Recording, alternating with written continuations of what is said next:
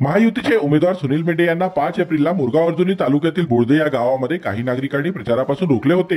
यावर खासदार सुनील मेंढे यांना विचारले असता त्यांनी स्पष्टीकरण देत तो काँग्रेसचा एक स्टंट होता, त्यांनी स्टंटबाजी करण्याचा प्रयत्न केला असे वक्तव्य सुनील मेंढे यांनी केले।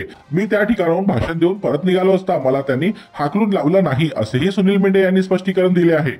निश्चितपणे बोर्दे नावाचं गाव आहे, तिथे गावकऱ्यांनी विशेषतः रात्री तिथे काही लग्न पण होतं, लग्नाच्या बाजूला काही युवक होते आणि रात्री 9 वाजता त्यांनी धिंगाणा करण्याचा प्रयत्न केला।